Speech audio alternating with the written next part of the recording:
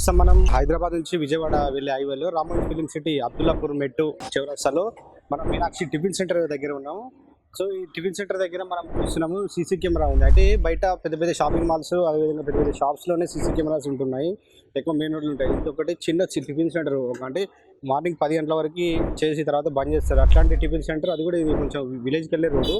ఇట్లాంటి లొకేషన్లో టిఫిన్ సెంటర్లో సీసీ కెమెరా ఎందుకు పెట్టారో, అసలు దీని వెనుక ఏముంది అనేది వాళ్ళ టిఫిన్ సెంటర్ ఓనర్ అడిగి తెలుసుకుందాం ఒకసారి.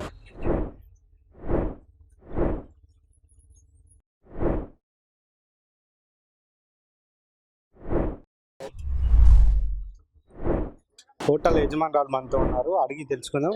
అమ్మ చెప్పమ్మా, ఇక్కడ సీసీ కెమెరా కూడా పెట్టారు, ఎందుకు పెట్టారు చెప్పండి. పెట్టి 10 సంవత్సరం అవుతుంది కదా. కెమెరా అంటే 200 వచ్చి 500 అంటారు, 1000 రూపాయలు 200 అంటారు సార్. అంటే ఇంతకుముందుకు ఎప్పుడైనా జరిగింది అట్లేమన్నా 100 వచ్చి 200? జరిగింది, అందుకనే పెట్టేసాం సార్. అంటే పోలీసు వాళ్ళు ఏమైనా చెప్పారా ఇక్కడ కెమెరాలు పెట్టాలని? ఏమన్నా పోలీసులు ఏమన్నా, మేమే పెట్టినాం. అంటే మీరు ఇక్కడ హోటల్ అంటే నడిచేదే తక్కువ, ఒక 2000 3000 నడుస్తుంది. అట్లాంటి దగ్గర ఎంత పెద్ద డబ్బులు పెట్టి సీసీ కెమెరా పెట్టారు అంటే మీకు ఏం ఖర్చు ఎక్కువ అనిపించట్లేదు? ఖర్చు అంటేనా మా సేఫ్టీ కోసం పెట్టినాం. మేము ఎక్కడైనా ఊరికి వెళ్ళినామంటూ జీతలు ఉంటారు కదా, అందుకోసమే పెట్టేసినాం. ఏదైనా చూసుకోవచ్చు, ఫోన్లోనే పెట్టేసినాం. అంటే ఇప్పుడు దొరికిరా 100 వచ్చి 200 అనడం దొరికి ఏం లేదు సార్, దొరకలేదని మేము పెట్టేసినాం అంతే. పెట్టుకోవాలని ఆలోచన ఎట్లా వచ్చింది అసలు?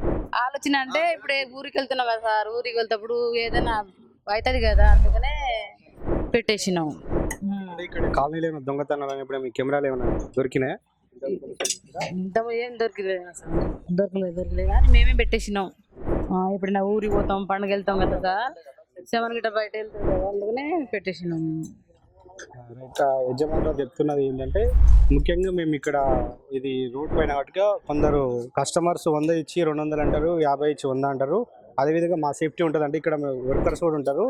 సో మేము ఊరికి వెళ్ళినప్పుడు వర్కర్ చూసుకుంటారు. సో ఇక్కడ అట్లాంటి గ్యాంబ్లింగ్ ఏం జరగకుండా మేము పెట్టాము. మాకు పోలీసుల నుంచి కూడా ఏం ఆర్డర్ రాలేదు, మా సేఫ్టీ కోసం మేము పెట్టుకున్నామని చెప్తున్నారు.